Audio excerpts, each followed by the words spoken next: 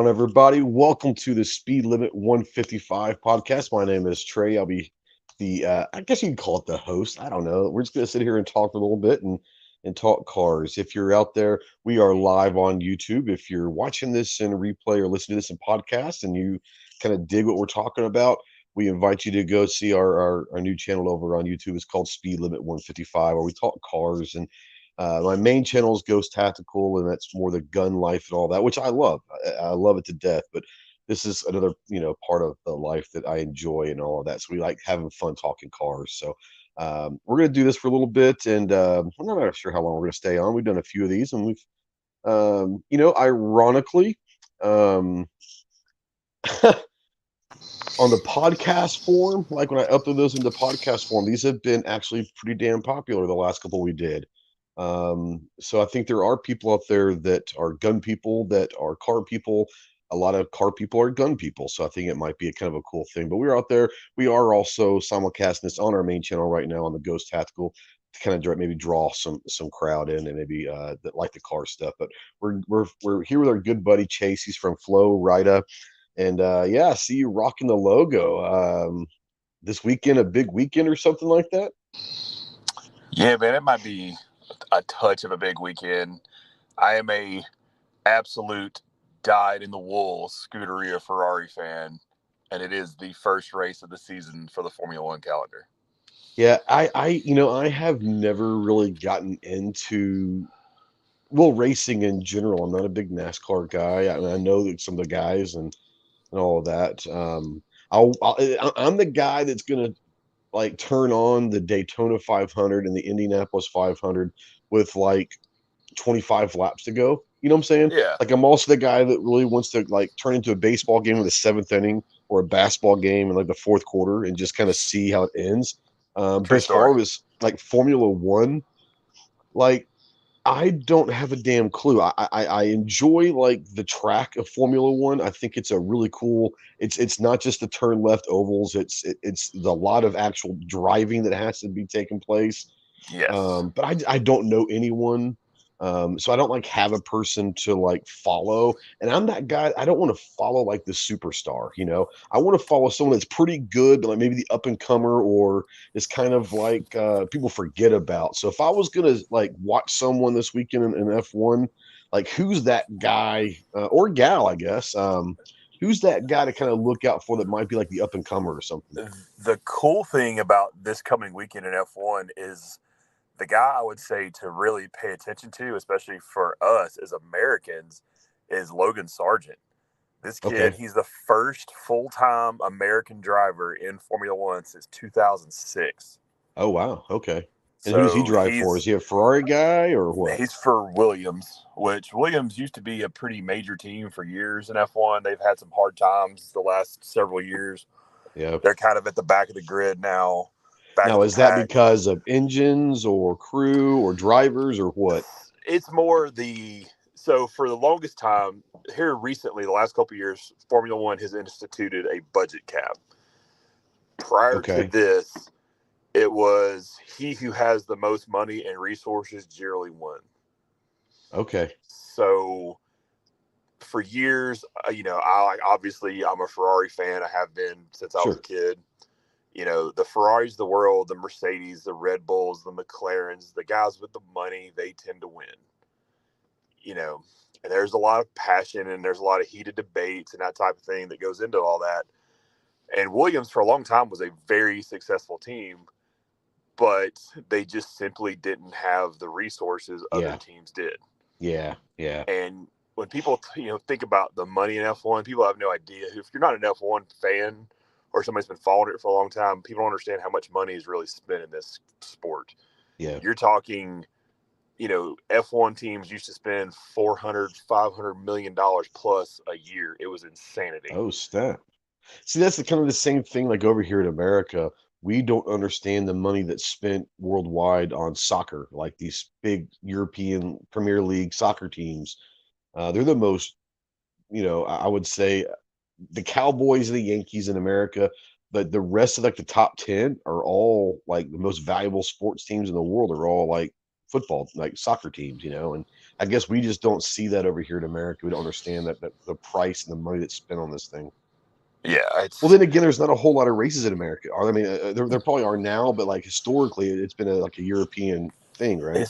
historically for a long time there was generally one race in the U.S. The last U.S. Grand Prix, which was at Indy, but it was the road course, not the Yeah. not the Brickyard, because F1 cars on an oval track is just absolutely insanity. Oh, I'm That's why sure. they don't run them on. I mean, there used to be Monza, which is like what's known as nicknamed the Temple of Speed. Used to have this big parabolica section that was basically a banked oval that was so insanely dangerous they got rid of a lot of that area of the Oh, track. wow. Yeah. Yeah. And Monza's still a ridiculously fast track, but it doesn't have that bank section anymore. Yeah. But So like the F1, I know there's one in like Miami, right? Or there's a new one in yep. Miami. Was that the first? I remember seeing a big deal. There was a big deal about F1 in Miami. Maybe it's maybe the So first year or something like that. Maybe. yeah, so last year was the first race in Miami. There's a huge push. So Formula One, firstly, is owned by a American company now. Oh, okay. So F1 was sold a few years back from the guy who had owned Formula One for a long time, Bernie Ecclestone, has been sold off to Liberty Media, which is an American company. Oh, okay. So you have an American company who is really wanting to put more in America. So 2013 was the first race in Austin, right outside Austin, Circuit of the Americas, which is, for a modern track, is a very good venue. Yeah. This year they introduced Miami. It was past season they introduced Miami, and this year they're going to introduce Las Vegas. So they Oh, are snap. literally Nice. going to run the Vegas Strip at night. Oh, the strip's gonna be part of the track. Yeah, they're literally running down the strip. Oh man, now that could So be kind of cool. Formula One is known for these like ridiculous street races. Obviously, the Monaco Grand Prix being the preeminent Now that's street like race the in the biggest. world. That's like the Daytona of FF1, right? Yeah, I mean Monaco's huge. So Yeah. Monaco's for us is Labor Day weekend, so it's literally the same. It's the same day the Indy 500 runs. Oh, okay. Ooh, that's interesting. So it's a huge Is that on doubleheader. purpose? It's just been that way for like that's just that weekend they do it on. It just has been that particular slot for years, same as the Indy 500. Yeah. A lot of people think that it was done that way intentionally years ago to keep American drivers from trying to compete in one or the other, Yeah. trying to keep certain talent in the older indie leagues, trying to keep people from being in one sport or the other. Because years ago, guys used to be able to jump around sports. Right. They'd race Formula One this weekend, they'd race Le Mans series the next weekend, they'd race So Le Indy one Mans in weekend. what, June? Is that right?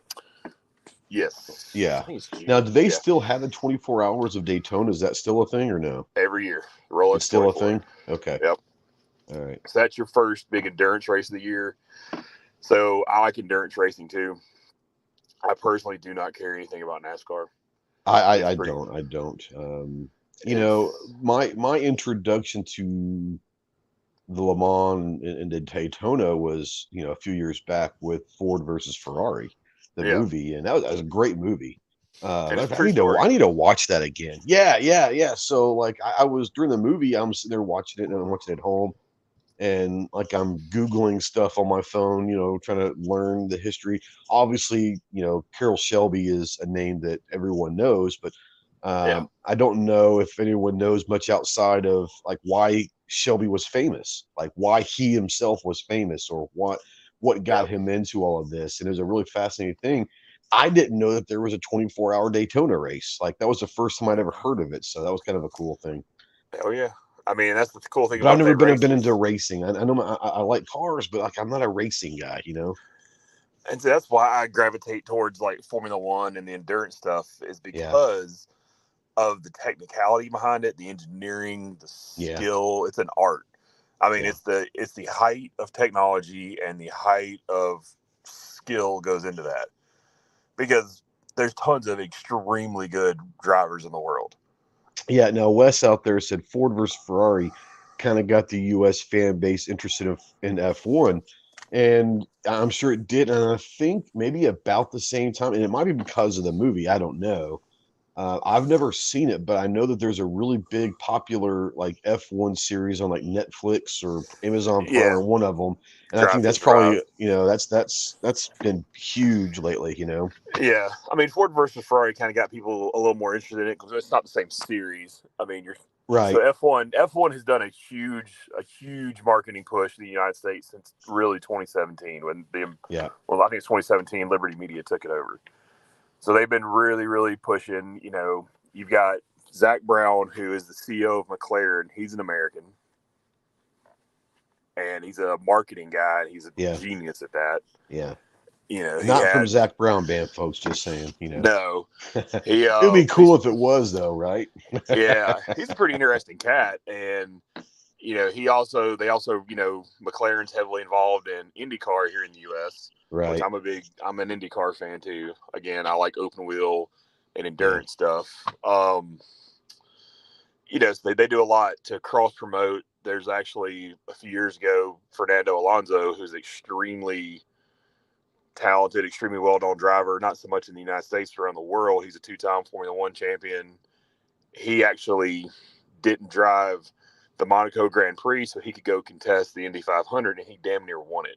Oh wow. The car gave up on him at the And that's last. a I think it whole was. different style of driving and It everything. is, and the dude just got in and was fast, and it didn't take him long to pick it up. I mean, Yeah. he's a ridiculously exceptional Well, talent. I'd There's no have two ways to. about it. I would have once again. I'm being ignorant here, but I'd have to think that if you can drive F1 in those conditions at those speeds with those turns, and that's driving, then Yeah, being on an oval is almost easier for them because when they do get in the tight groups, like they're not going to be you say as that. nervous. I don't know. I don't know. I have no idea. I mean, people say that they think that, but most F1 drivers will tell you point blank they have zero interest in getting in an Indy car because they're like, we're not getting on ovals. They're Yeah. terrified of them. They're like, why Well, would I want people to get in don't an open realize wheel how car steep on the a banks are.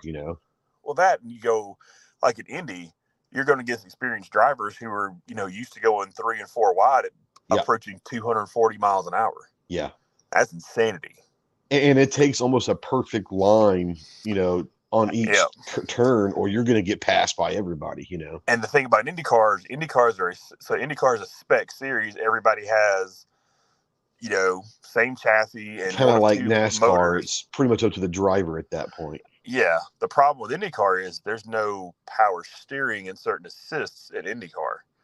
So Oh, you are okay. literally fighting that car at 230 plus miles an hour the whole time. Screw that.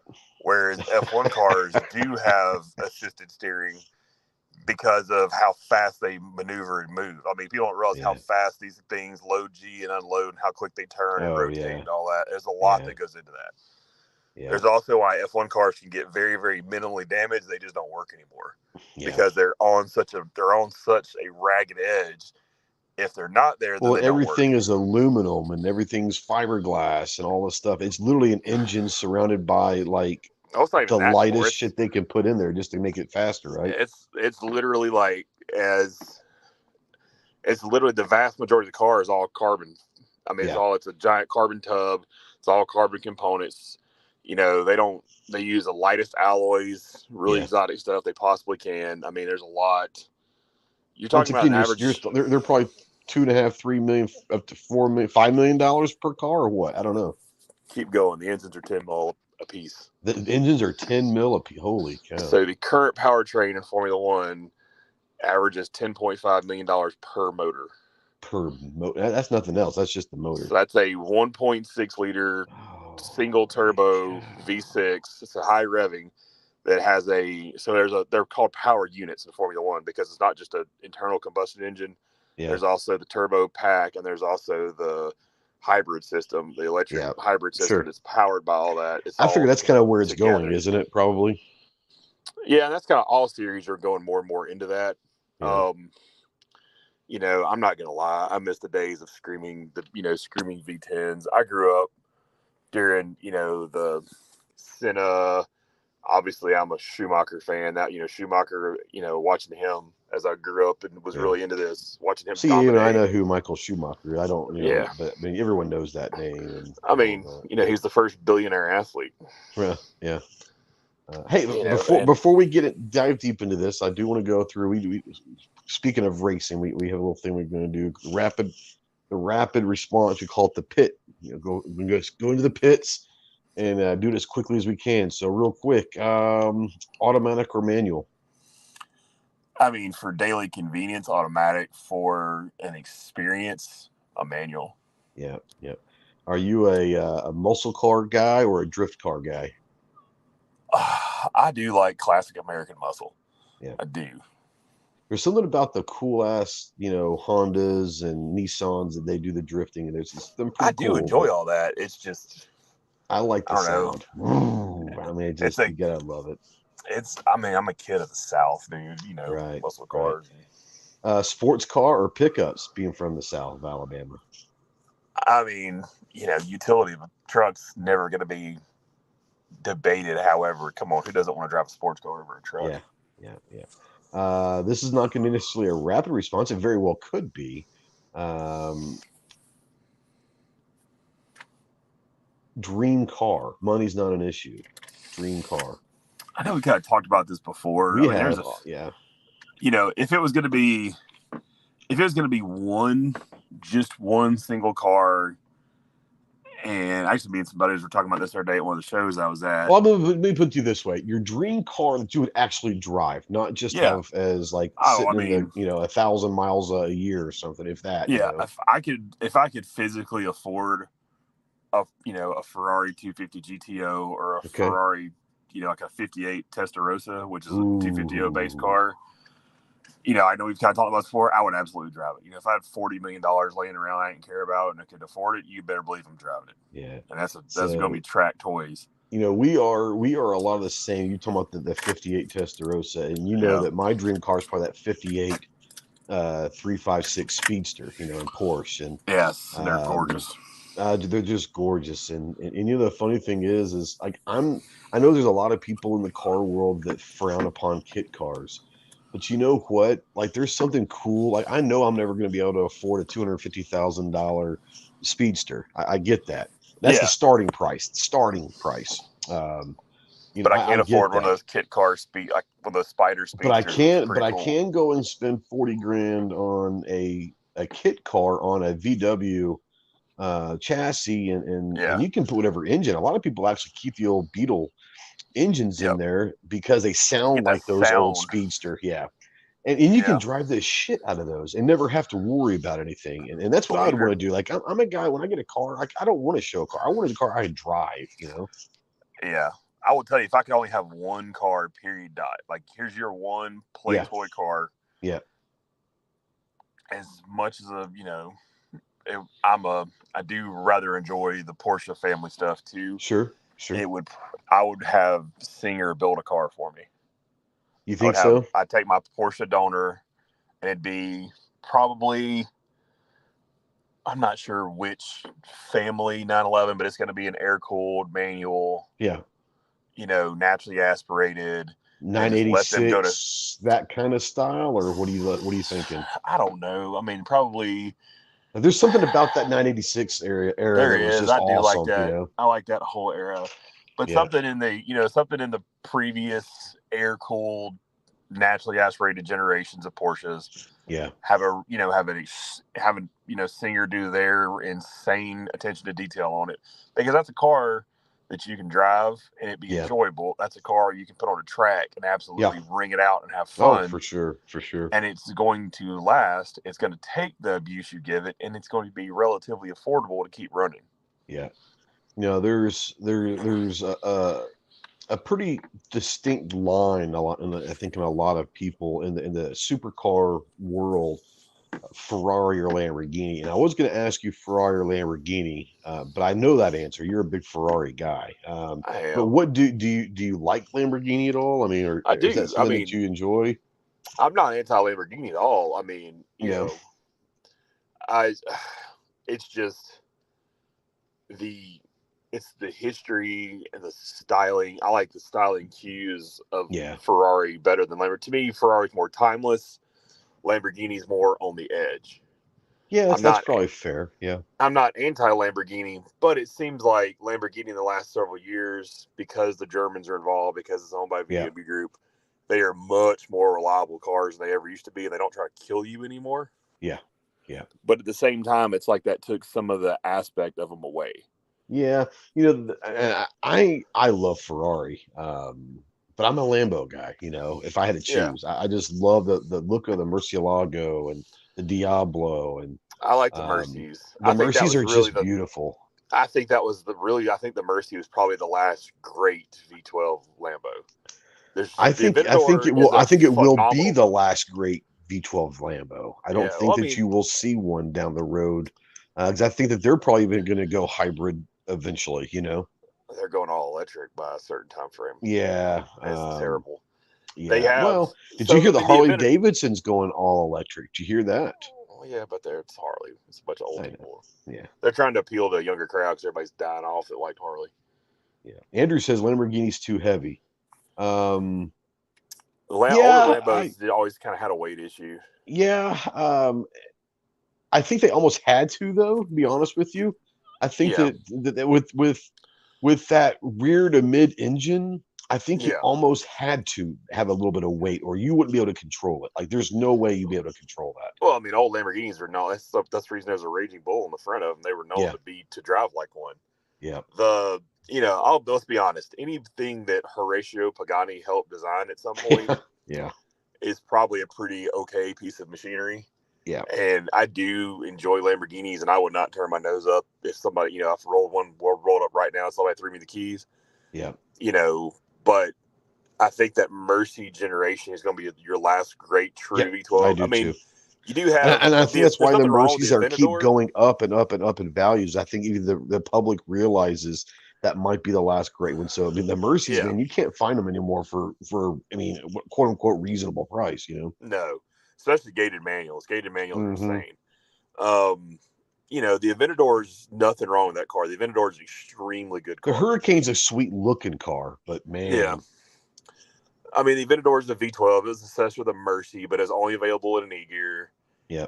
And it lost some of that Lambo soul because it was more clinical to drive. It had more. You could definitely see the German influence in that car. Yeah. Yeah. And, the car that's coming out here soon to replace the Aventador, which will probably be Lamborghini's last V12 period dot. I just think it's going to be on the same line as the Aventador. It's just going to. Yeah. It's not going to have the soul. You know what I mean?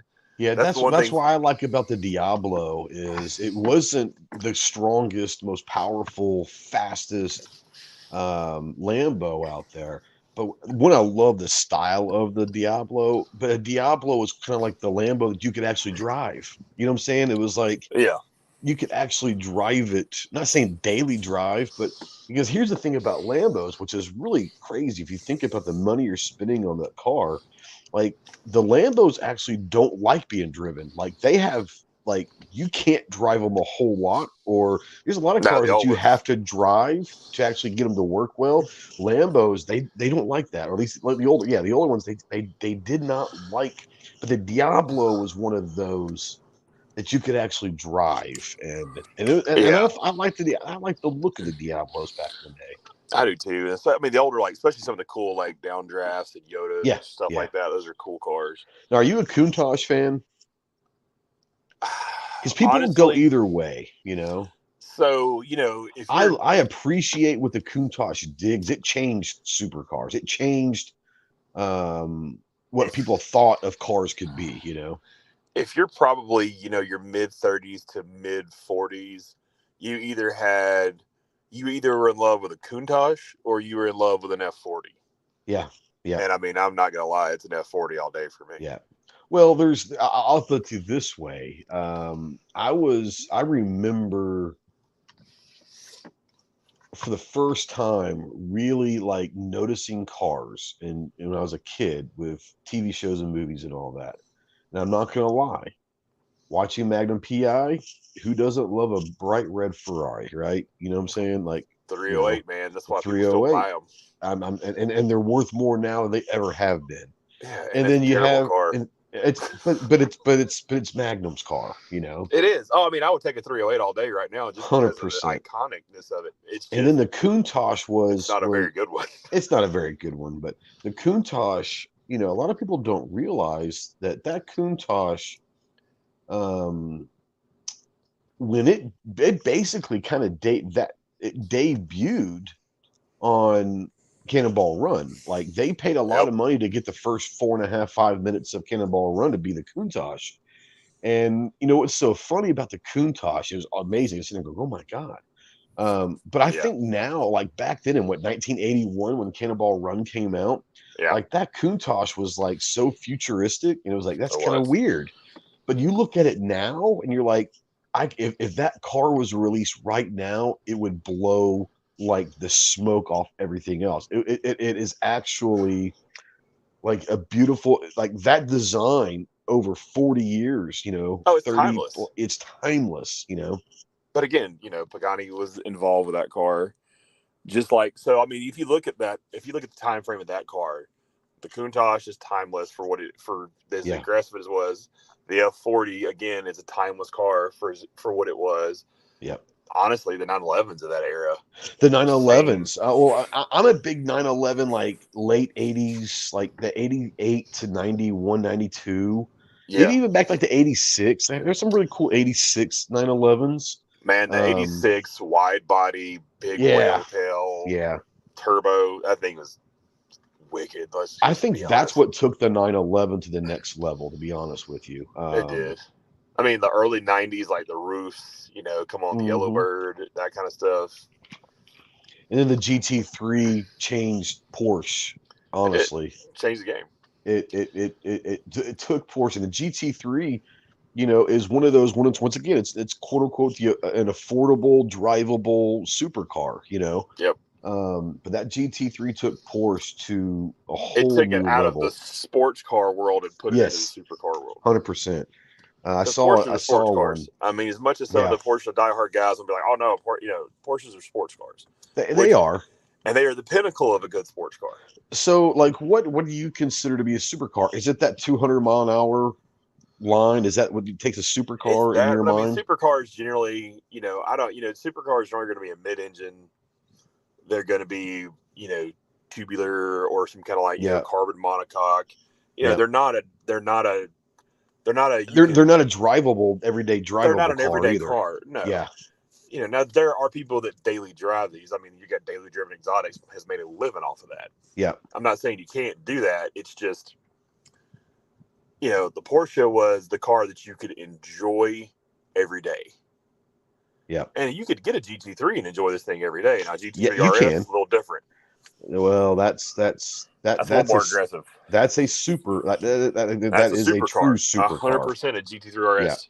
A yeah, cool Ren Sport Porsche is a supercar. yeah. Now, You know, Defense Dad says I grew up in the 80s and 90s and not much on supercars over the muscle cars. I did love the 911 with the wide body and the slant nose conversions, as well as the Pantera. He says the 87 Buick Panteras are GNXs. cool. Yeah, they are. He's the 87 Buick GNX is all-time dream car though. I mean, I wouldn't turn my nose up at a Grand National I mean, either. Who who would? wouldn't? I mean, But you're talking about a car that I could find a GMC Cyclone. it's not a sleeper car, but it kind of is. You know what I'm It saying? is. Dude, You I know what I'm remember the saying? first time I ever saw a Grand National up close. Buddy of mine's dad, who was, he was a serious gearhead, Like and it he looks like it tuned should be everybody's fast, but cars. you don't realize how really fast they are. Well, no, but it looked like an old man Monte Carlo, Yeah. basically. And you're like, his dad was like, super weird about his car. The first time I saw it, I was like, it's a Buick. I didn't know what a Grand Yeah. National was at the time.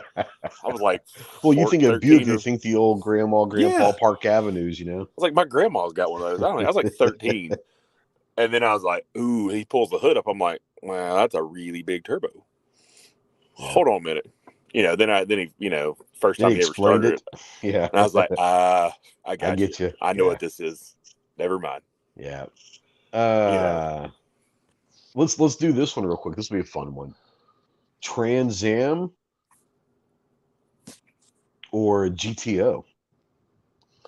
ooh, that was hard. That's a tough And one. because I have a special place in my heart for Trans Ams and Yeah.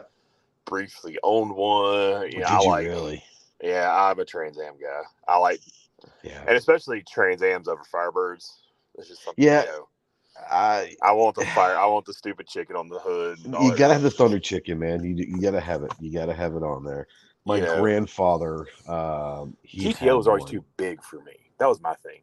Yeah, My mom's very first kind of car. blocky almost. You know what I'm saying? Yeah. Like a little too blocky.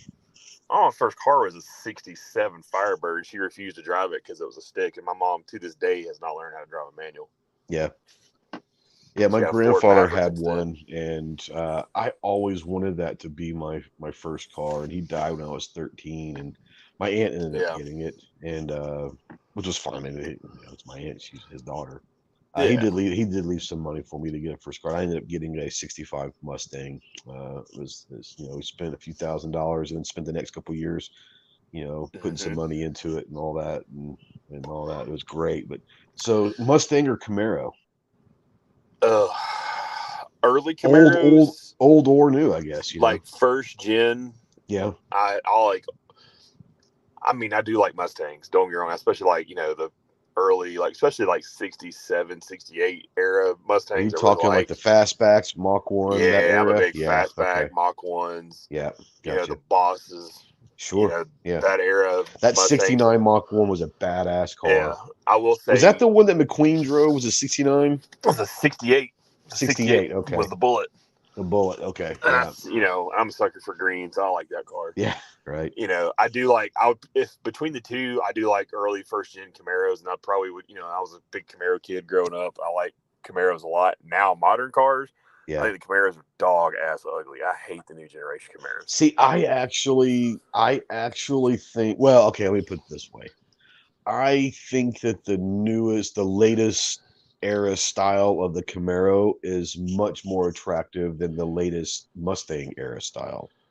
Yeah, and see, I like Um, the new Mustangs. See, I'm not a big fan of them. I don't know. I don't If I know. was gonna buy one right now, I mean, from 2010 ish, I think it was 2010 they brought the Camaro back. Yeah, From 2010 forward, I would take the Ford all day over the Chevy. I think it's a better built car all yeah, yeah, through and through. It's yeah. just the Camaros are ugly. They're heavy. They're blocky. You can't see out of them. They're just. I mean, I know Mustang's got a bad rap because every douche canoe that thinks he can drive gets behind a Mustang and wrecks it, and Right. gets a stupid YouTube video made about him. Then they Def deserve it. Yeah, absolutely. Defense Dad says my daily driver though was a '72 Skylark that Yeah, ran upper tens when he got finished with it. Oh snap! That's a strong. That's strong. Um, it was the only. It was well, it was when gas was 87 cents, so I could afford to drive it. That's true. man. I remember $20 was a good night. Yeah, You put a little bit of gas in. You get something to eat. You go to a movie or something. Now we're talking like yeah, we're seriously old people. Now yeah. $20. I can't. Yeah. I can't. You can't go. You can't go to McDonald's for $20 anymore. I mean, it's pushing it. Like I remember when I was in high school, we would go to Taco Bueno or Del Taco, and you could literally feed 10 people for $10. Literally. Yeah, dude. And Taco Sunday you was the can't do thing. anything. You can't do anything. Like, you used to get like 50-cent taco burgers at Del Yep. Taco.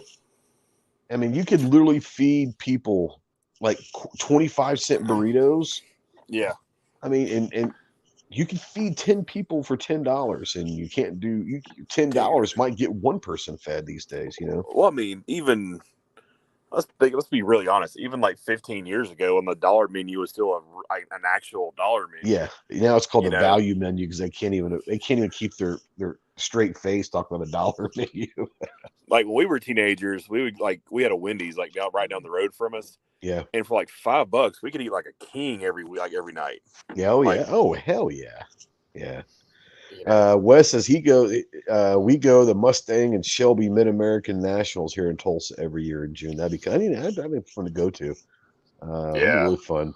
Wes said that in high school he could fill up his gas tank for less than $10. Oh yeah, for sure. It was when I was in high school. Like you're talking about a gallon of gas being like I remember when like premium was like 85 cents a gallon, like premium. oh yeah. I And mean, I remember being a kid, absolutely filling up for less than a dollar. yeah, When no, when I was old enough to drive, it was a little over a dollar, but it wasn't crazy. yeah. It was Now like a dollar. Gary says, listen, these whippersnappers talk about being old, please. Now here's the thing.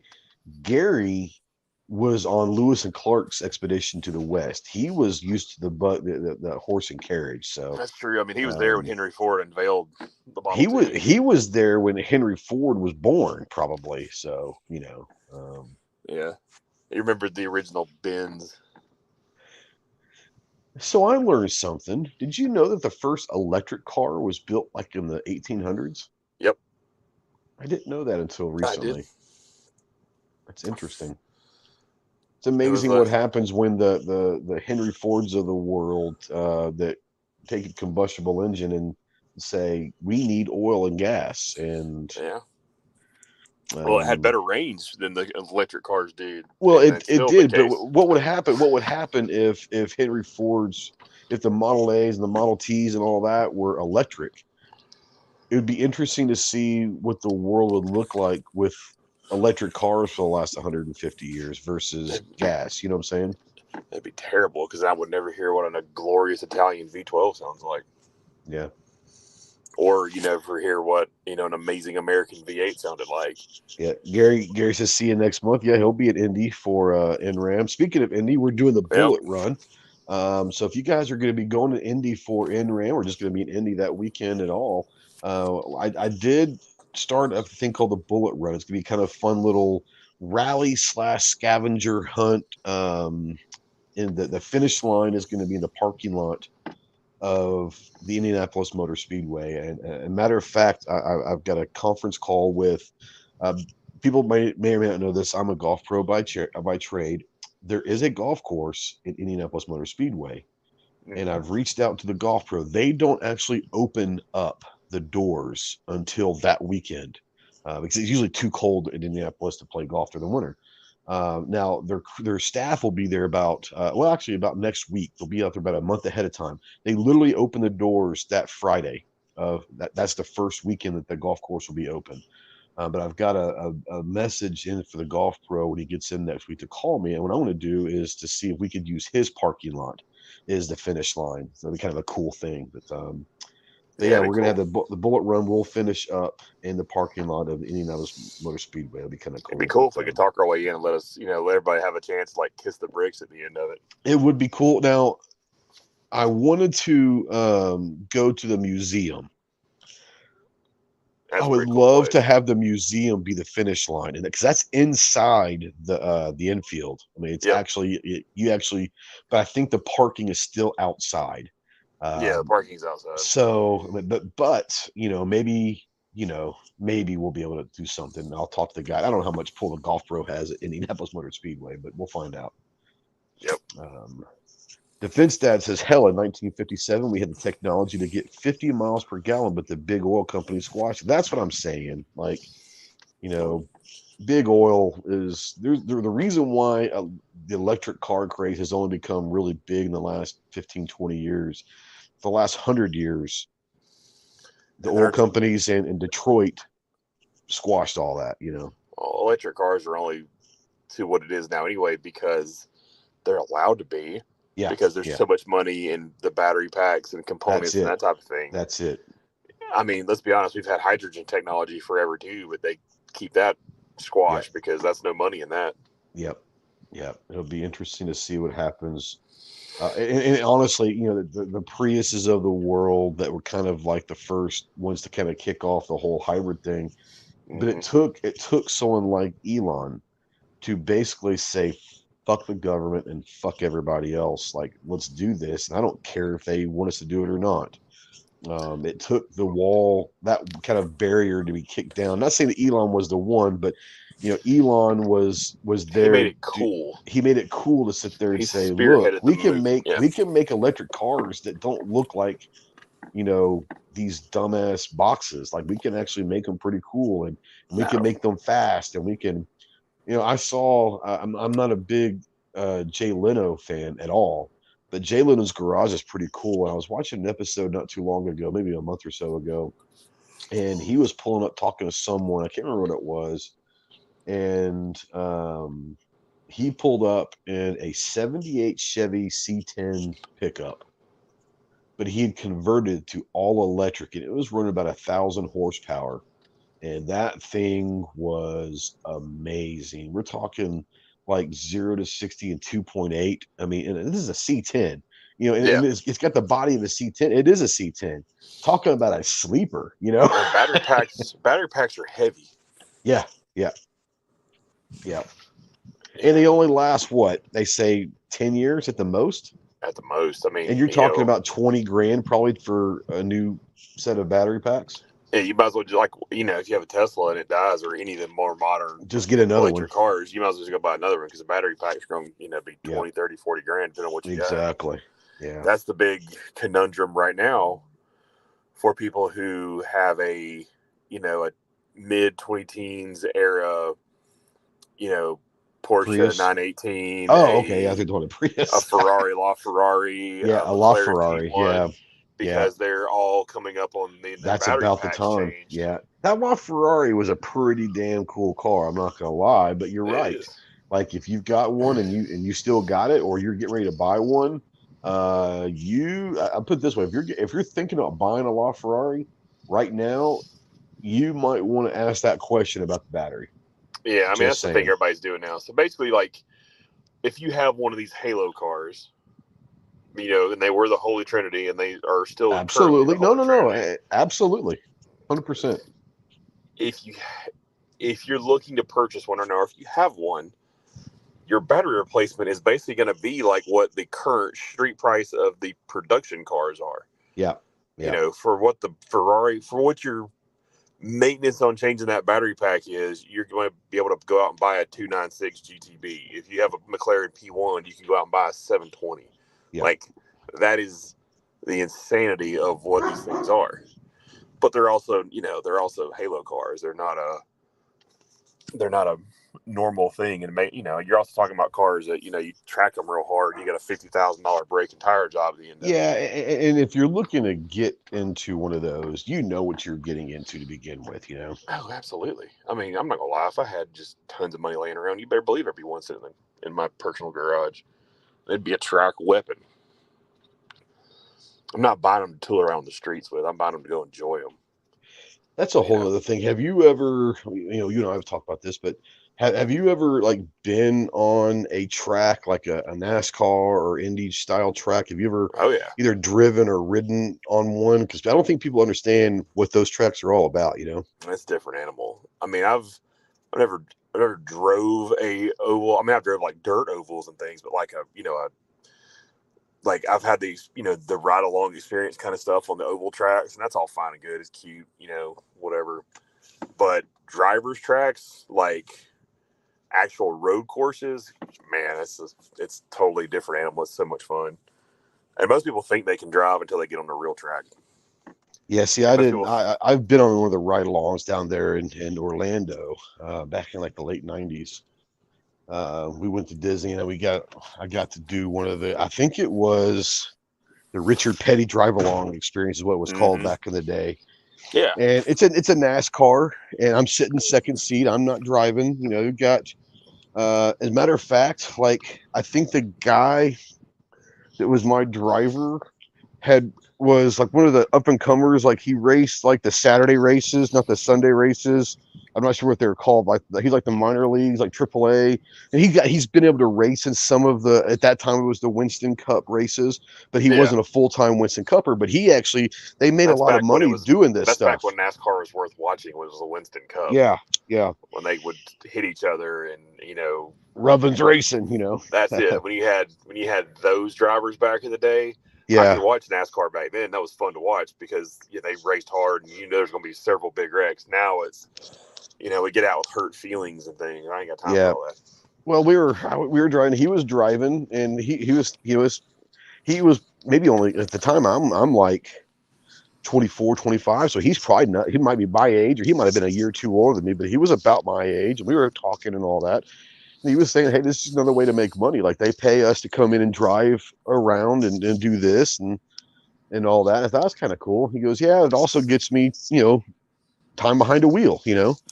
And obviously you're not, I think they maxed out like 150 with us. They weren't going to go 180, 185, 200. They're going to go 150. But when I got on that first bank in that first turn, I had no idea how steep those banks are. Yeah. And I remember I'm sitting right seat. And so the only thing that's going between me and a concrete wall is this little aluminum fiberglass door or shell that's on the outside, Mm-hmm. And he was fine. He was only going 150, but for me, like it felt like that car was loose and could be lost at any second. It was just going to slide up into that. It is terrifying. I'm not going to lie. Now Oh it yeah. was an adrenaline rush from hell, but it was terrifying. Like if it's not mildly terrifying, it's not real. This is true. This is true. Because you Yeah, got to I would have do been supremely disappointed if he was taking him at 120 and everything just felt like a Sunday drive. Like I wanted to be. And he told me, he's like, look, we can't go more than 150. That's like insurance and all that. We can't go the more, but I want to get it to 150. Like, well, I'm going to give you a run. I was like, hey, let's do this. I told him, look, I've jumped out of planes and helicopters. Like, I don't mind the adrenaline rush. And he goes, we can't do very much, but I'll take it to the limit that we can take. And I was like, cool. So it was cool. Like I said, yeah. different feeling. Now you were talking about NASCAR kind of changing. Do you think the Earnhardt death Oh, is where 100%. that changed? Big time. That was the beginning and the end of like NASCAR being entertaining. Now, ironically, that's almost the beginning of the height and popularity of NASCAR. As far as the fans coming to NASCAR, it almost took Earnhardt's death for most of America outside of the South to find out what NASCAR was. It did. And you had your pockets like, in Midwest was the same way, but you had your pockets out like in California because of like Fontana and places like that. But the average American didn't care. Yeah. And honestly, like outside of like the Midwest and stuff, the average American didn't care about IndyCar for a long time. A lot of Americans still don't. And it's one of my best buddies from the Marines, he died. He's not with us anymore, but he was from Indianapolis, and I remember him telling us, like, the town of Indianapolis for Memorial Day weekend, like, shut down. Yeah. Like that if you lived in Indy, like you knew that you were going to spend that weekend, and it was like a whole week. And I don't know if it still is, but it was like a whole week of racing, the speed weekend, and so they spent all week. You got qualifying, you got like there was no school, there was like no work, no school, like no one even considered doing that because everyone in Indianapolis spent the whole week at the track. Yep. And dude, it's the biggest sporting event in the world. Yeah. It's insane. Defense Dad said, Trey, when the new 5 Series came out in 2004, they flew us salespeople to California, and we got to drive them on the racetracks with pro drivers. Much different. Oh, I would imagine. It's way different. Like, it's crazy. And people like, and that's the difference too. Is like a road car, even a road supercar, is still a car designed for the road. Milsurp Duo said, did you hear about Chase Elliott's injury today? I did not. Nope. He said we did the same thing with the Z4, the Boxer, and SLK when they came out. Okay, so the SLK. Okay, so I'm a Z4. Obviously, I have a Z4. I love the style of the Z4. I think they're great cars. They're fun to drive. Like they're just fun ass roadsters. I'm a big roadster guy. Like I love roadsters. The Z4, yes. I tell you what though, like the Boxer is a cool car. Like I put it this way, the Boxer saved Porsche as far as the commercial car route. I think the Boxster, that $30,000 Boxster, people could actually get into a Porsche, but I think the SLK. For everybody who talks shit about Porsches or talks shit about a Boxster has never driven one hard. Absolutely, they're fun. And see, I'm not a Miata guy, but they're fun as shit to drive. So the Miata. I wish they had a little more power. I wish they had a little more power, but that's it. The Miata is automatically. Everybody's like, oh, if you want to have like the track day car that you can afford, buy the Miata. If you can afford a little more, buy the Boxster. And you can get into a Boxster or a Z4. Well, not today, but probably 10 years ago. Like you got into like a 98 Boxster, you'd be under 10,000 easily. Yeah, would it have some miles on it? Yeah, but you can drive the shit out of it. It's a track car. I'm gonna buy it as a track car. That's what I want. I've got an 03 Z4. It's 20 years old. It's got right at 100,000 miles. The guy that had it, but had it before, didn't drive it hardly ever.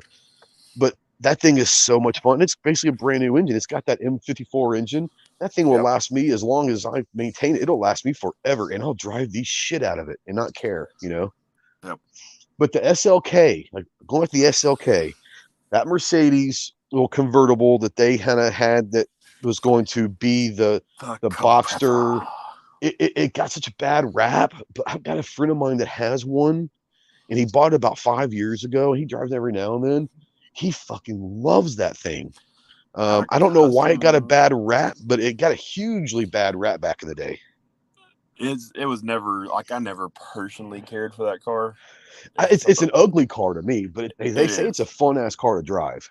I had a customer of mine back in the day that had one. He bought it like new, but back in the late '90s, early 2000s, and I mean, up like when I, left what I was doing like mid 2019, he still had that thing, and I'd known him for years at this point, and he drove the shit out of that car and loved it. I mean, he was my height too. He may have actually been an inch taller. I don't know how the hell he fit in that thing. I don't either, but he drove the hell out of that thing and loved it. The funniest thing that's going to happen when we're in Indy is I'm going to have you with a top up in my car. Have you get in? I don't think you can get in it. It's hard for me to get in. I'm small. A Z3, I know because I had a teacher that had one, and I moved the car a couple times for her, and I couldn't physically drive it with the top up. Yeah, it'll be fun for you. I'm gonna get that on video. A couple buddies that had Miatas I've gotten in, and I can't with the top up. Yeah.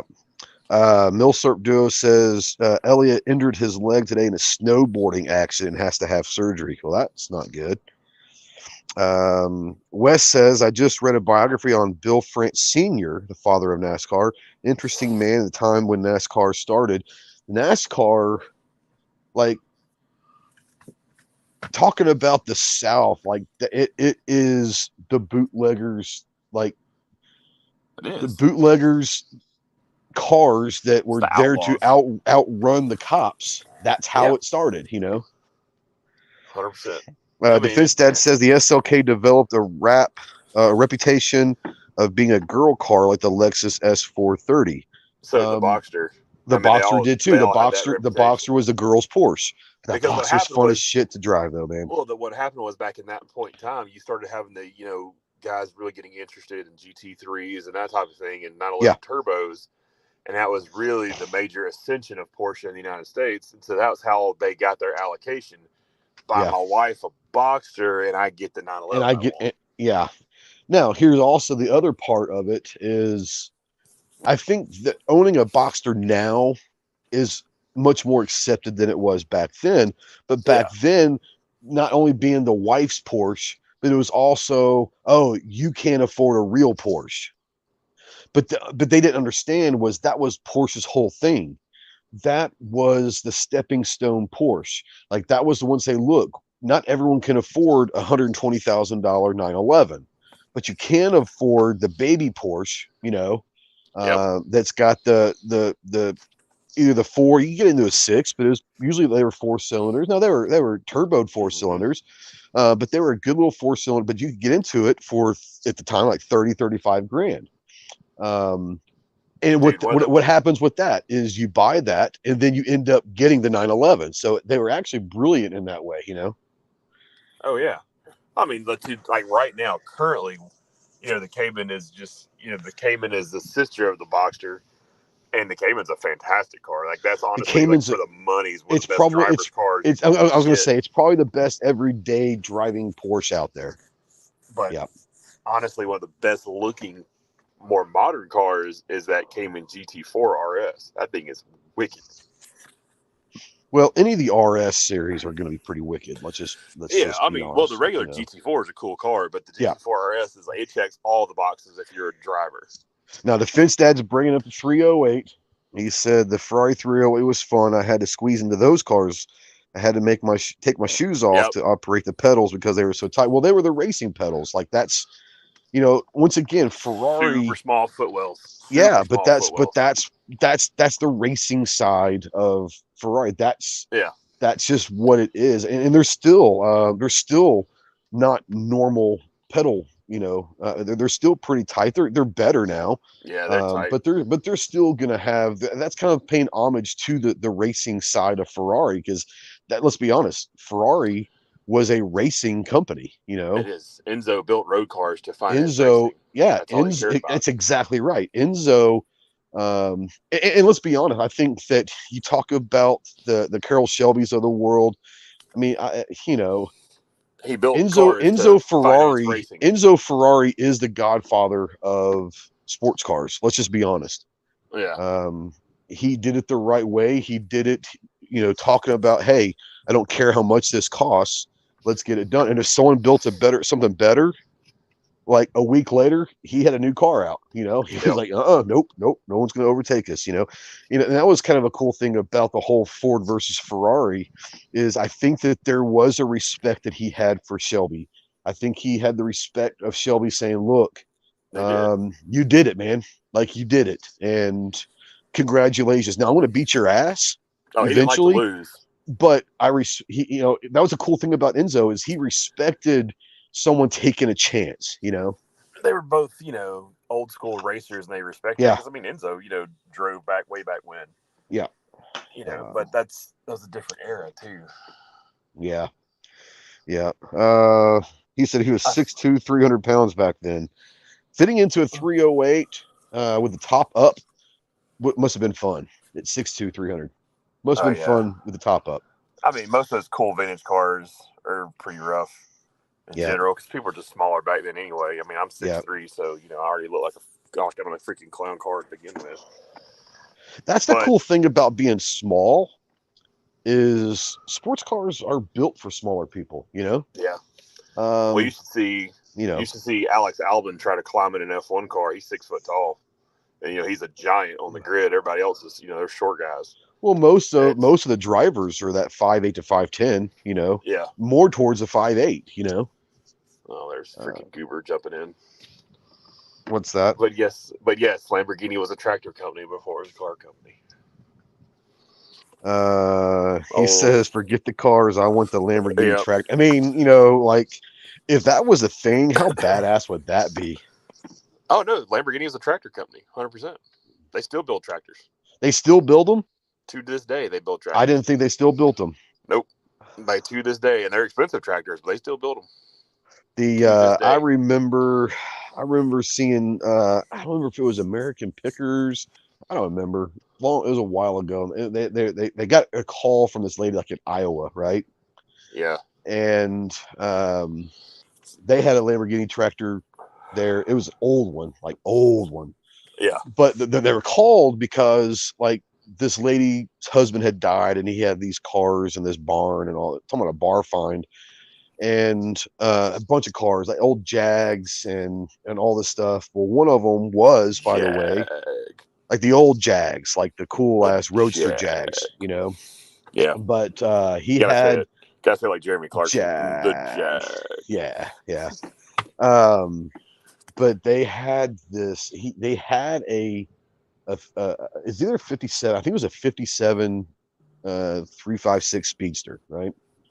But it hadn't been touched forever. It was old. It really hadn't. It needed a lot of love and attention and all that.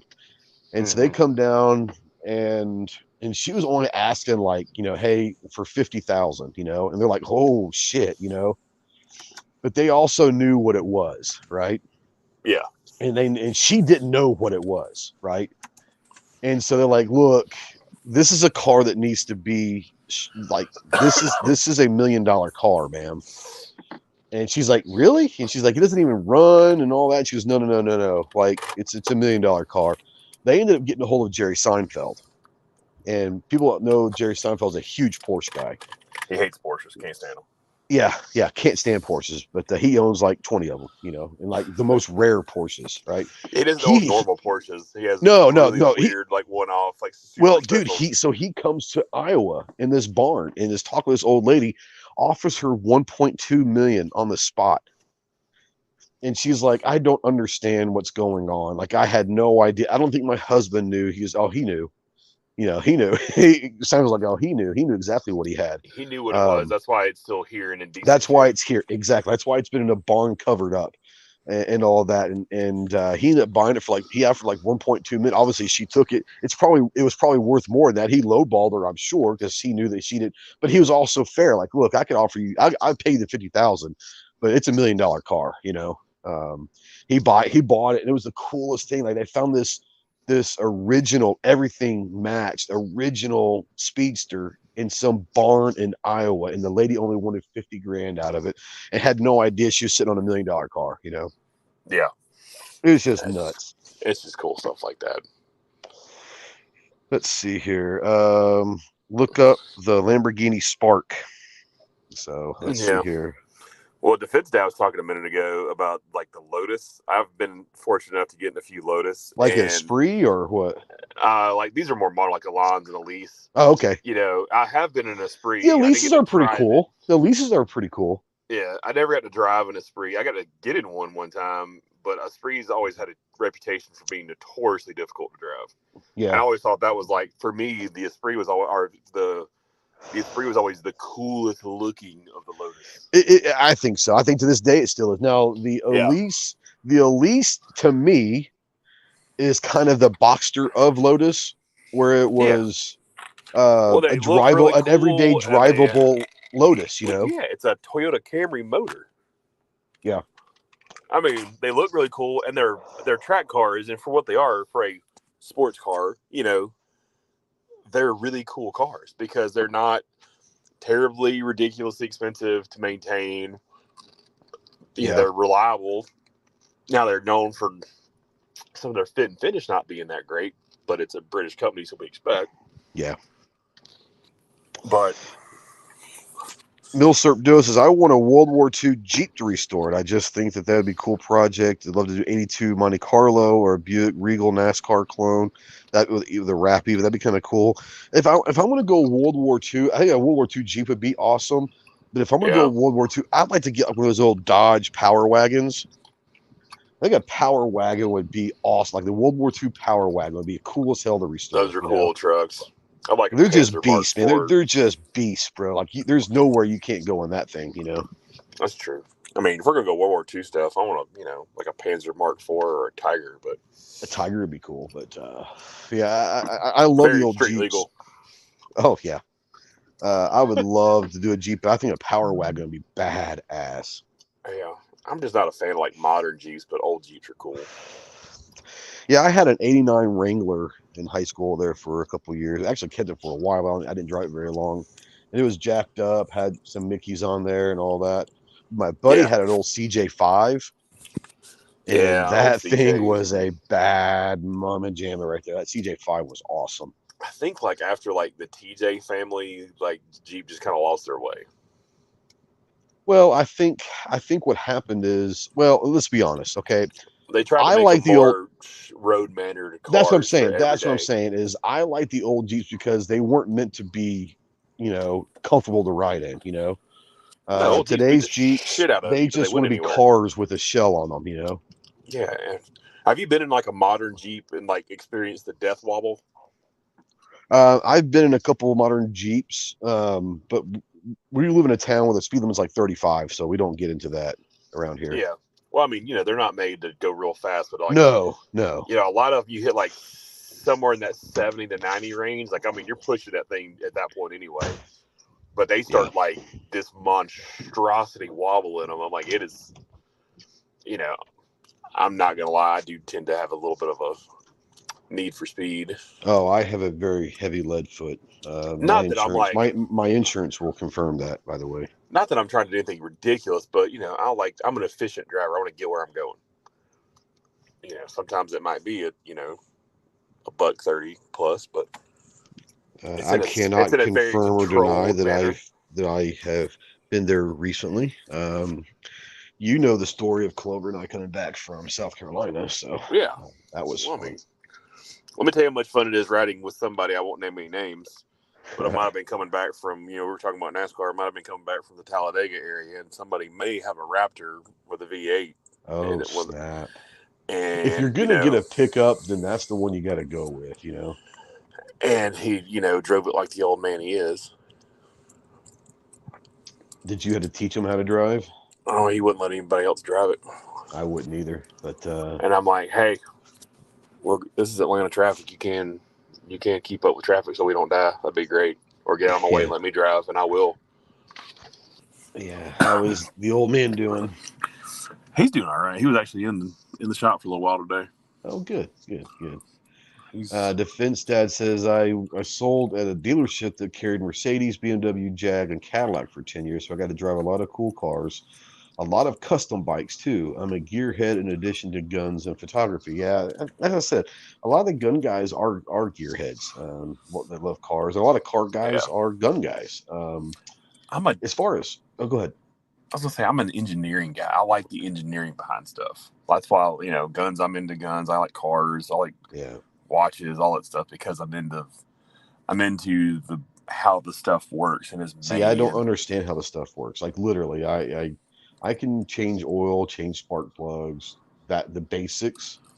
I have no idea how the stuff works is together. Yeah, Like when I took my ASVAB back in the mid '90s, I took my ASVAB to go to the Marine Corps.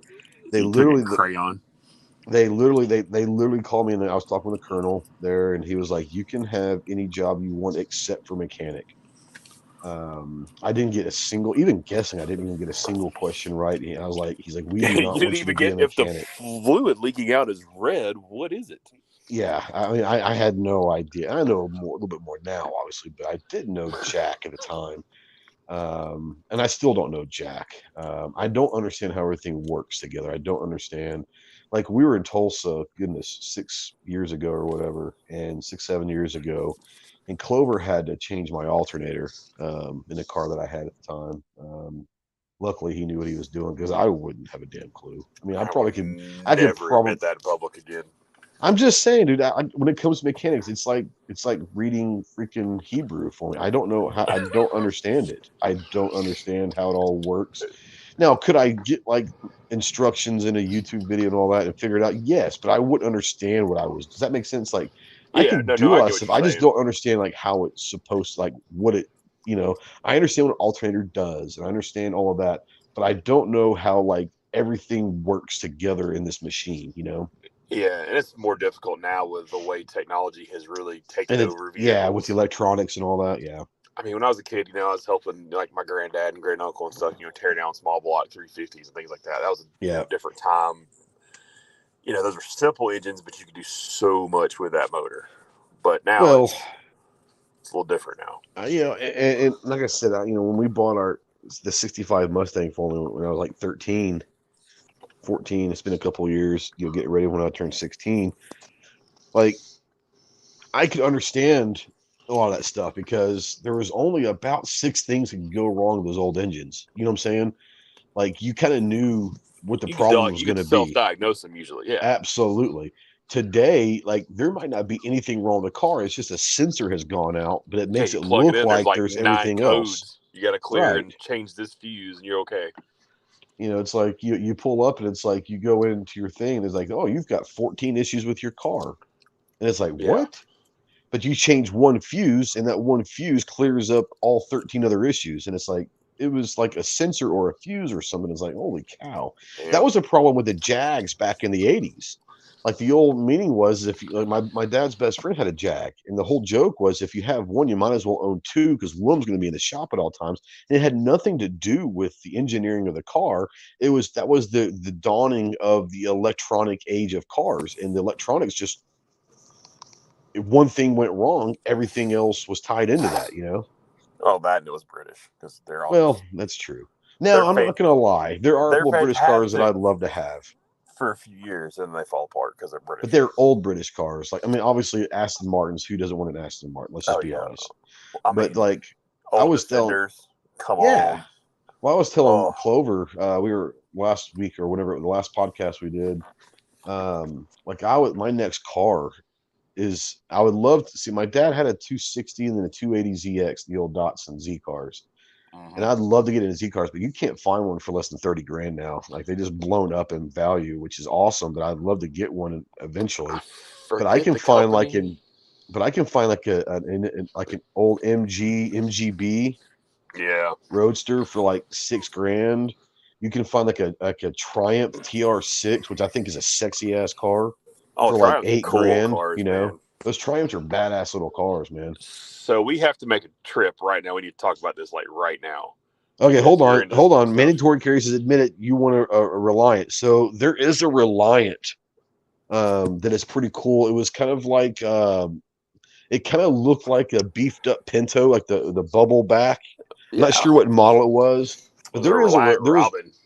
is that what it was? Yeah, that thing is The three wheeler. I would buy one in a heartbeat if I could find it. pretty damn Just for the cool. I would just for never the want to own giggles. one, but it's pretty cool. Yeah, I'm not gonna lie. But yeah, anyways, what were you saying? Oh, just to see if I could even like make it work, just so I could get Oh in it. hell Like yeah, I would 100% like just drive that for giggles. absolutely. So if we all end up doing Talladega again together, Yeah. we need to have a day before or after I can take you down to Barber. Okay. Because one, you need to see the Augusta of American racetracks, being a golf guy, because this Yeah. place is immaculate like a golf course. Oh wow. But you need to see the museum. Okay. Because he has one of the largest private collections in the world at Barber Motorsports Park. Interesting. And you name it, it's in there. Cool. Really? Tons of vintage motorcycles, tons of modern motorcycles, tons of vintage cars, tons of vintage race cars. Oh Like, wow. there's whole sections of like vintage Indy cars, vintage Formula One cars. Like, and the thing is, like, the vast majority of that collection are running and driving. Like, and Oh they wow. track them. So there's days that they, okay, we're You going can to take take them this out to make sure that they're section still out and going, go, get some miles on them and yeah, all that. Yeah. getting to see John Surtees' 1961 World Championship winning Ferrari hit the track is one of the coolest things I've ever seen in my Yeah. life. That'd be kind of cool. One, you had to be this, Clover's a giant compared to the dudes that can drive this car. Because it's little. It's literally a motor and something just big enough for a guy to get in. Yeah. And when you think about these guys in the 60s, like 50s and 60s, who got in these things and ran them ragged, and how they all didn't die is amazing. Yeah. Now Devinstad says get a Volkswagen thing. The things are badass. I'm not gonna lie. Dude, things are awesome. I was looking to buy my daughter for her first car a thing because I knew that when she left for college, we'll have to get another one and then I would have it. But Yeah. you'd be amazed at how much those fuckers cost. Oh, I Like, know. They're it's insane now. stupid. Like, I should have bought one, like a buddy of mine in high school. Well, one of our buddies had a thing. One of my buddies had it was a 67 or 68 Beetle that we took all over the place. Yeah. Like, trust me, we have taken a Beetle places that there's plenty of four-wheel drives could not get just because Yeah. of how capable that stupid little thing was. Mm-hmm. I mean, I'm not gonna lie, I like VWs. And who doesn't want a bus? I mean, who doesn't want a VW bus? Let's just be honest. Buses are cool. Mandatory carrier was the thing. The amphibious. That was the amphibious car. That well, it was supposed to be. They ended up not necessarily being amphibious, but the idea was there. They made a German command car for the war, and then they just made it something else afterwards, and we just pretend it didn't happen. Yeah. Now you were talking about bikes. Are you a bike guy? I do like bikes too. I love bikes, but I'm terrified. I'll never own one. Oh, I shouldn't say that. I'm not terrified of the bike. Look, firstly, if you ride on the street long enough, you're going to put one down or you're going to be in an accident. I've been on one bike, and I was like 12 or 13, and my uncle got a Harley. He wasn't truly my uncle. He was one of my dad's good friends. I just called him uncle, one of those things. He got a new Harley, and he came by, and he's like, well, come on. I was like, hell yeah, let's go. I was like 12 or 13, Jumped on the back of that thing, and he laid it down. And no one was hurt. I mean, the bike was scraped up, but nothing really was bad. He just hit some loose gravel, and nothing you can do about that in some situations. Mm-hmm. But ever since then, I've just been absolutely terrified of bikes. Now, I'll say this: I would love to own one, but I'm not a big Harley guy. I'm a huge fan. I think one of the prettiest things ever made is like an old Indian Scout. I love Indian Scouts. For some reason, I just think they're gorgeous little simple bikes, Yeah, I like a lot of the older stuff like that too. Some of the older Harleys I like. I'm not a big modern Harley guy. Yeah. But like old Indians, Triumphs, Nortons. Yeah. I like some of the BMW bikes. Not like the Goldwing style or the Cruiser style, but like the actual bikes. My daughter is a crotch rocket fan. Like my daughter is a huge, like she's a huge into, like, she likes the Hayabusas, the Kawasaki's back in the day, the Hondas back in the Yamaha, all those, like the 80s and early 90s. But like the Hayabusa, I think that Like, I don't know, for some reason she wants a Hayabusa. I'm like, that's a 200-mile-an-hour bike. Like, there ain't no way. Like, you're 5'1", there is no way you can handle that. From somebody who went down that path many moons ago, Yeah. you need to ride a Hayabusa before you decide you want one. Right. Because it does. It does. No, I'm not. It's not a bad. I'm not saying it's a bad bike. It's a phenomenal bike, and for what it is, it's great. Yeah. Especially for me being tall, I can stretch out on it because it's a bigger frame. Yeah. But it's made to do one thing real well, and it doesn't do some of the other stuff that you're going to do in your day-to-day riding real well. It's not, once again, it's a super car for the bike. It's not meant to be a daily rider. It's a drag bike. It ain't made to go through the twisties and stuff. Yeah. If you're buying one to like try to really thrash a bike, there's better options. That's what Gixxer 1000s are made for. Yeah. Defense Dad says my favorite bike I own was an '87 VMAX, fast as hell. I don't like sport bikes. My belly is where the gas tank needs to be. I understand. Yeah, I'm not in the shape I am in to ride super bikes anymore. Yeah, they're cool as hell. He says he honestly wants a Can-Am Spider. You know what? Like, so I'll get in trouble with this with the bike guys. There's something about a Can-Am that's kind of cool looking to me. I know they're like shunned upon in the quote unquote biker world. But I think the Can-Ams are pretty damn cool, Look, the biker guy, I know how it is. If you're gonna cruise, the Can-Am is the way to go. Let's be honest. I mean, if I was going to do something, I would take a Can-Am over those damn Harley trikes any day. Oh yeah. Oh my God, those 100%. Are terrible. I mean, look, man, if you're so old you need the trike at this point in time, you should probably just hang it up. Yeah. Yeah. No, there's something about the Can-Ams that are kind of cool looking. To me, they're like the front end kind of looks like cool. Like an old Corvette, or they can make them to pretty cool little designs. It's very open wheel race car. Yeah.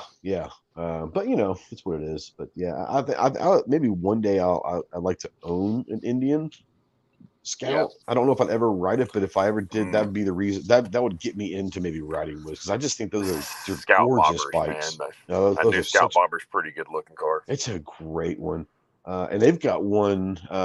One of the models you can get is like the old Army Scouts. It comes in like the OD green with like the leather side bags and all that, but it's kind of like that old. It's a new bike, but they made it kind of look like one of the old Army bikes, and it's freaking awesome looking. Faux show. We've been going an hour and a half almost. Hour and 15 minutes. We're gonna get out of here in about 10 minutes or so. But yeah, I enjoy doing these. Once again, it's fun for me to just kind of talk something besides guns and all of that, but. So let me ask you this: Corvette, yay or nay? Are you a Corvette guy? Yeah, no. I'm not really either. Now you start talking about 69 Stingrays. You get me like a 67, 68, 69. You get me. I mean, obviously, some of the classics, the split window would be. I mean, that's just. But like the old classic Stingrays, and there's some of the ones that, like in the early '80s, that were pretty decent looking, but.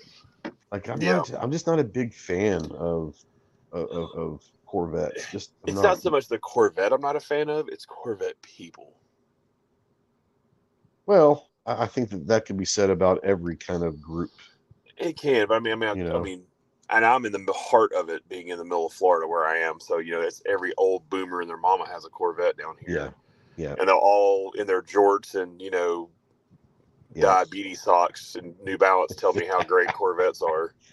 So ironically, my buddy that I bought the Z4 from, he has a Vet, and he had the Z4. I had a pickup and all this, and he's moved to Cape Cod. Yeah. And he was like, I've always loved the Z4. Like, he's had it forever, never really drove it. When he did drive, I was like, man, it's just a gorgeous car. And so we were talking before he moved up there, and I was like, look, like, are you taking everything up there with you? And he's like, yeah. I was like, all right, well, I mean, if you need someone to drive, one of them up there, like I can take a couple days and drive one of them up there, with you. Like, oh yeah, that'd be kind of a fun little road trip, Yeah. And I was really saying, basically, I'll drive the BMW. You can drive the Corvette.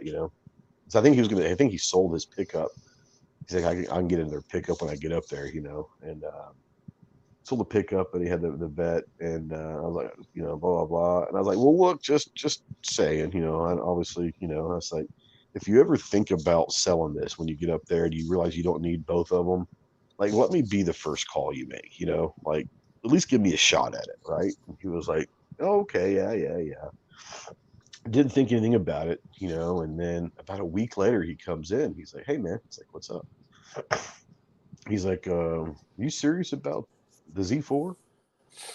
I'm like, about buying it? He goes, yeah. And I was like, hell yeah. And Maybe.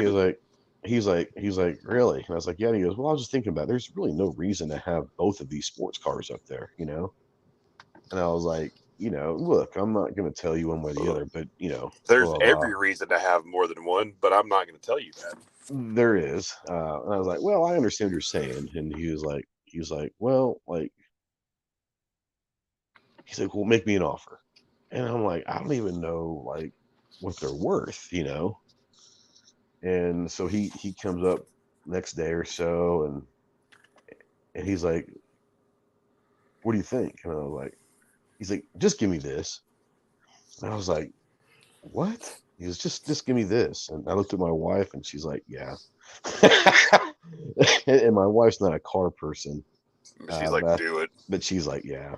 And I was like, okay. So we got some cash, and I've loved it ever since. And it's just a fun, especially where I live. I love to be here in the mountains of Arkansas, and all the roads are windy, and the hills and all that. And it's like that.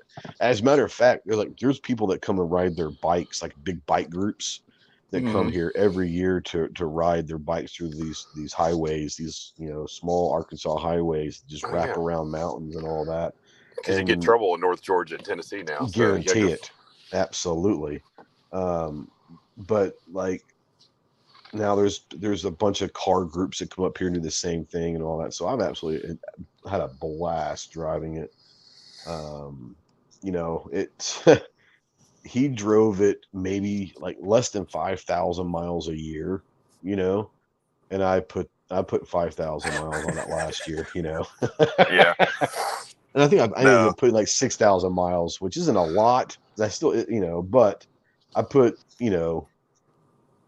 easily 6,000 miles on it last year, and And that's what they're for. They're made to enjoy it. And you don't have to have the most power or the most whatever No. to enjoy a car. And it's got the M54 straight six in it, and it's a 3-liter straight six. It's got plenty of power. Trust me, it can go. And it's light as hell, it's just a fun ass car. Now there's a lot of body roll. I'm not gonna lie. Coming around some of these curves, there's a lot of body roll on that thing. But once you get used to it, understand that it's gonna be able to take it. You just gotta, you gotta trust it. You gotta trust it. Yeah. Oh man, mandatory carry, $6 super chat. Thank you, but I appreciate it. He says, for me and Fix, I appreciate you guys. Yep. But yeah, Defense Dad says that. Oh no, that is so true. The BMW club people are the worst. Yeah. Those nerds know the SKU number for their lug nuts. They annoy the shit out of the dealership. So, dude, and I know you like your little Z4, but dude, Beamer guys are a whole nother level. Oh, I know. I don't consider myself a Beamer guy. I enjoy. I love BMW. Like I've always, much more. I'm a BMW guy over Mercedes. I'm not a big Mercedes guy. Some of the classic some of the classic the E46 is a great little E46. Yeah. Those are fantastic cars, but some of these guys are like, look, I'm not gonna lie, like one of the BMWs I would love to own is that mid 2000s Formula One derived V10 M5. I know that. Oh, the old M5, yeah. I know it's a ticking time bomb. I know those things are notorious for breaking. I'm 100% aware, but wouldn't they be fun until they do blow up? Yeah, listen to that thing sing. Come on now. Yeah, and then I know it's an eventuality. And I guess that's why, like, I've always loved BMWs more than Mercedes. And I think it's because they're the sports. They're more sporty. You know what I'm saying? Yeah. I'm not gonna lie. Great engines, and I do like old, the old Mercedes Hammers is an example. The wide bodies. Yeah. Stuff that the Ren. Those are amazing cars, but now they're amazing cars that more people know about.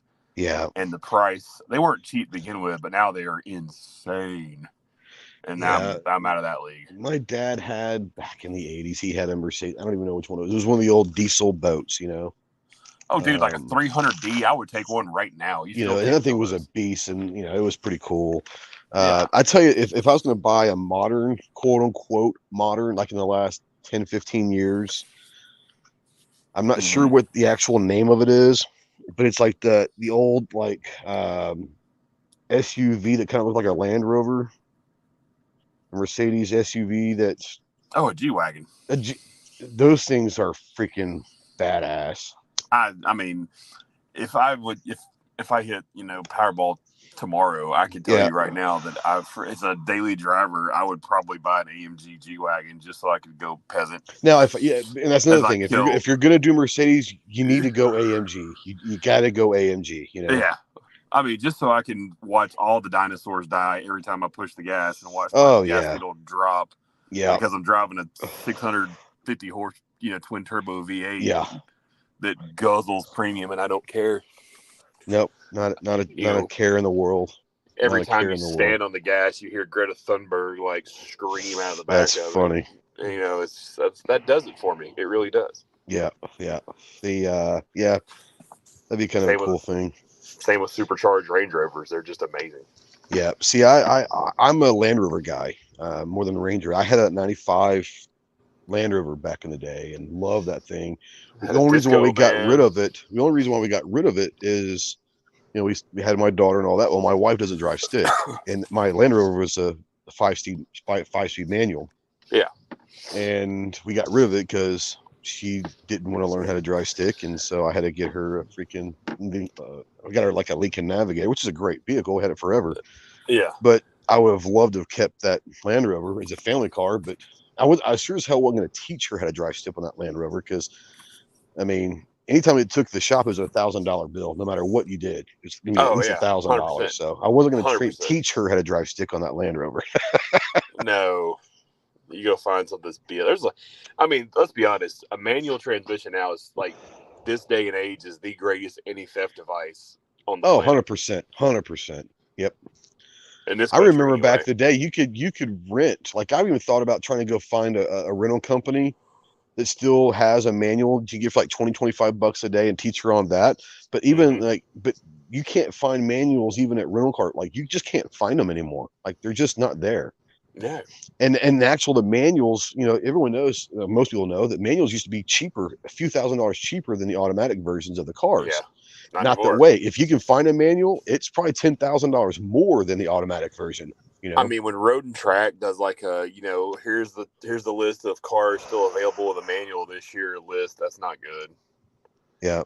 And now Yeah. look, and people who are like, oh, manual, like, look, I'm not anti dual clutch trim. I mean, they're amazing, especially performance cars. You Yeah. physically My can't I tell you shift what, the my way that wife's car can. Camry, she's got like that top end sport version, and Yeah. it's got the dual thing, and you can go to sport mode with the paddles. That mother freaker that little Camry will beat some people's ass that people don't even Oh, think dude. about. And they're Oh, cool as I hell. But saw it. but if I'm going to have a quote unquote manual, I don't want paddle shifters. I want a freaking shifter, you know? I say that, but like in some of the modern, like legitimate supercars, it's amazing Well, technology in there. I would, if I'm going to get a Mercy, yeah. I mean, obviously finding a shifter Mercy is impossible. If Yeah. I could afford it. So I mean, like a modern supercar, yeah, a paddle would be fine. That's just the way it is. But Yeah. like I that's one mean, of the things that I loved about the Z4 is it got me back into a stick, and it's just I love yeah. driving a stick. You know? Well, I mean, that's the thing people don't realize too is a modern manual transmission isn't the same as it was back in the day anyway because No, of the amount of help with the synchros, all that stuff. If you have a manual transmission 25 years ago, it's not the same yeah, as when people harken back to 1960s era. The yeah, golden age of muscle cars and yeah, European sports cars and all that. It's a different animal. yeah. You I know. learned to drive stick on my dad's 280ZX, and that thing was such a great car, such a Yeah. great car. Well, those are cool. And then, an Italian gated manual. There's just Yeah, nothing like it. No, there's nothing like it. just the feel of the sounds amazing. Yep. Yep. Especially. Oh, yeah. Just funny. All right. Well, let's kind of get out of here. I thank you for coming on, bro. Um, Yeah, man. yeah. One last question. One last question. If you could find a project car for like under 15 grand right now to build and have fun with, what would it be right now? Probably late 80s, early 90s, mid 90s era 911. 911. Yeah. Just You know, because you and I the were talking driver's about the car. 944. I'm surprised you didn't go like an old 944 I 944s are cool too. I do like because you can them. find them for pretty cheap, I bet now. Well, I mean, we say that. So all the 80s, 90s cars that, we kind of grew up with are all Yeah. going insane because everybody who's our age is like, can afford to buy them now. I heard the rumor that this fall Porsche is supposed to come out with a new 944. Yeah. That could, if that's the case, I bet you those things will sell like hotcakes, man. Oh, yeah, they will.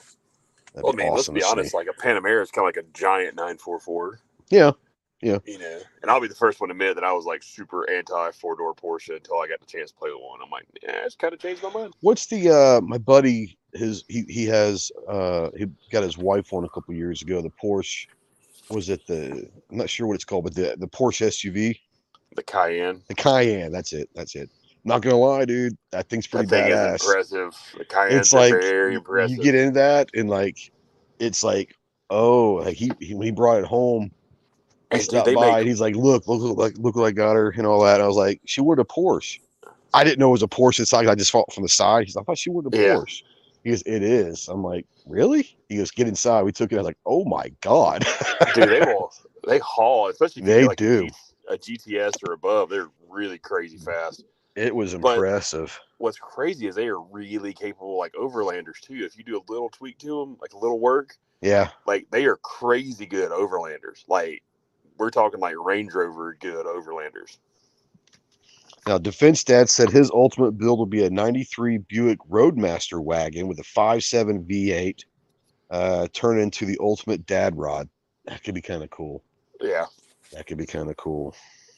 All right. Yeah. Thanks for watching, guys out there. Hope you guys had fun. We do these. If you guys haven't subscribed to the Speed Limit 155 channel, like I said, go over there. We're having some fun. We just started out.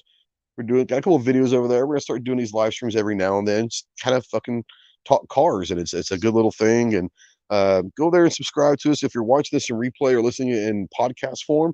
And you let us know in the comments what would your dream car build, like a $15,000 limit right now. What would your dream car kind of project car, not your dream car, but your best project car that you could get something for under 15 grand right now and have fun with it. Let me know in the comments what you guys would choose. Chase, thank you guys so much for coming on.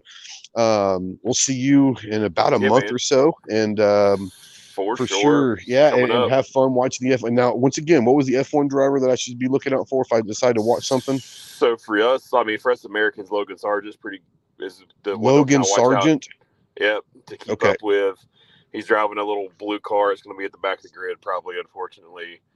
I mean, obviously Forza Ferrari, and if you're one of those Red Bull or Mercedes people, I'm I hope not. y'all, I'm I not. hope they all, I'm probably would be I probably I would hope be they a crash. Ferrari guy. Yeah, I hope all four of them crash and have a terrible day.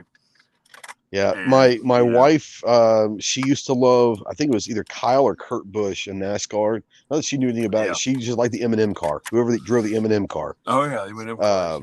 Yeah. And so she always asked, like, "Hey, did M&M win?" I don't know. But she likes cars on what the designs were. So, but Logan Sargent, well, I'll have to.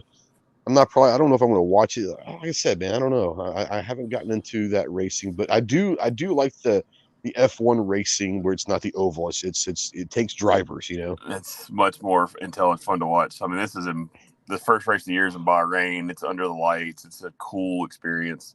And Yeah. this weekend is also the first Indy race of the year, which is across the state from me in St. Pete. Oh yeah. Okay. Yeah, they Okay. shut down the streets downtown and race on the street. Oh wow. Cool. So Cool. that's a pretty cool one to watch. Sounds good. Well, like I said, thanks guys for watching and listening on the podcast form. Let us know what's your best project car that you would like to build under 15,000. Leave that in the comments, and we're gonna be doing some cool videos in the car channel. We're gonna do some build stuff, some mod stuff. Buddy of mine's got a a Shelby Cobra kit car, and it is beautiful. And we're going to have some fun with that. He's also got some old Lincolns with the suicide doors that he does. He's a big car guy. He's got a garage full of about 15, 20 cars. We're going to do a bunch of stuff with his collection and all that. And then my next one is going to be either probably, I'm looking currently right now. It's either going to be the MG. I love an old like 75, 74 MG Roadster, or like if I can find me a Triumph TR6, I think that'd be a kind of a cool build also. But I want me like an old 70s Roadster convertible just to have fun with. So I'll be on the lookout. If you guys know of any, they're going to be a good deal. I'm not looking to spend more than about 6 or 7 thousand, because I know it's going to probably take that much to put into it to get it, where I want it. But there are some stuff out there for that $6, $7, $8,000 price. If you know of anything out there, leave me a comment. Thank you guys so much for watching. We'll talk to you soon. Take care.